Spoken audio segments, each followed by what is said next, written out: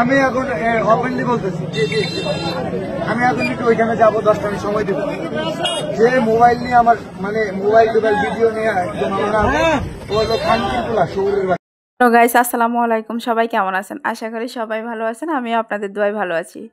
আমি আজকে বরাবরের মতো আরেকটা লং ভিডিও নিয়ে আসছি। আশা করছি আমার আজকের ভিডিওটা আপনাদের ভালো লাগবে। যদি ভালো লাগে তাহলে একটা লাইক দিয়ে পাশে থাকবেন, আর যদি ভালো না লাগে তাহলে স্কিপ করে চলে যাবেন। এবার আসি মূল কথায়। এই যে থটস অফ বেলাল ভাই, এই বেলাল ভাইকে চিনে না বাংলাদেশে মনে হয় এমন লোক খুবই কম আছে। ওনার অনেক ফ্যান ফলোয়ার্স আছে যারা ওনাকে অসম্ভব রকমের ভালোবাসে।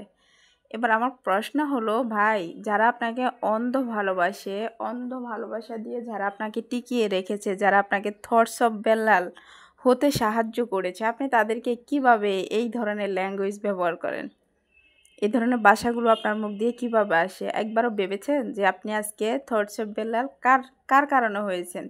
এই মানুষগুলোর জন্য হয়েছেন। এই মানুষগুলো আপনার সাথে একটা সেলফি নিতে চায়, ভালোবেসে নিতে চায়, ভালোবেসে আপনার পাশে দাঁড়াতে চায়।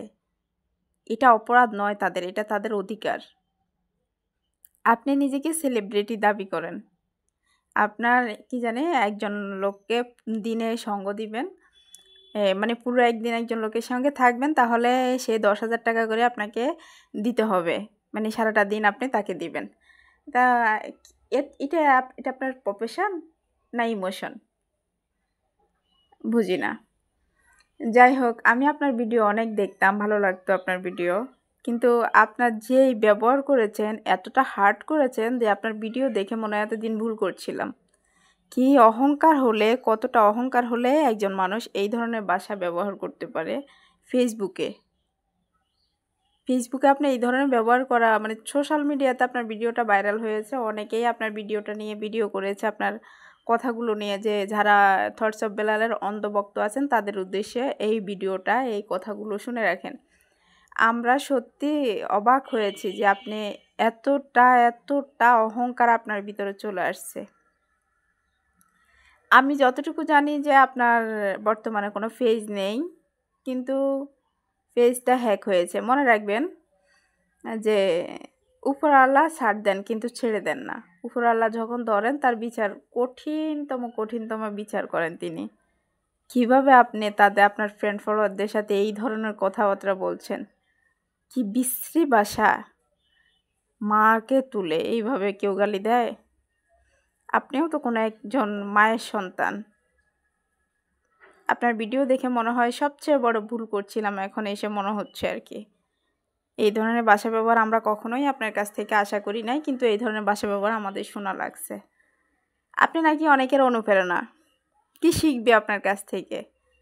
মনে রাখবেন, শেষ ভালো যার সব ভালো তার। আপনি আগে ভালো করে আসছেন, হাজার ভালো করছেন, এই একটা শেষেই আপনাকে মানুষের ঘৃণার কি বলে একটা চোখে চলে আসছেন আপনি। মানুষ আপনাকে এখন কতটা ঘৃণা করে আপনি বুঝতেই পারবেন না। আপনি অবশ্যই সোশ্যাল মিডিয়াতে দেখবেন যে আপনাকে নিয়ে কত হাজার ভিডিও বানানো হয়েছে।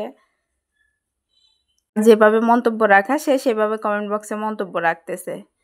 কিন্তু আমি বলবো যে এই ধরনের ল্যাঙ্গুয়েজ ব্যবহার করবেন না কারোর সাথে। আপনার ভালো না লাগলে আপনি ছবি নাই তুলতে পারেন, আপনার ভালো না লাগলে আপনি ভিডিও নাই করতে পারেন, কিন্তু সেটা আপনি তাদেরকে বলে দিবেন আগে যে ভাই আমি কোনো ভিডিও করতে পারবো না, আমি কোনো ছবি তুলতে পারবো না, তোমরা আমার সাথে সেলফি নিতে পারবে না। তাহলে আমার মতে মানুষ বুঝবে। এখন 2025 সালে এসে মানুষ এতটা বোকা নেই যে আপনি কথা বললে সেই কথাটা মানুষ শুনবে না বা বুঝবে না। কী ধরনের ভাষা ব্যবহার আপনি করছেন ফেসবুকে।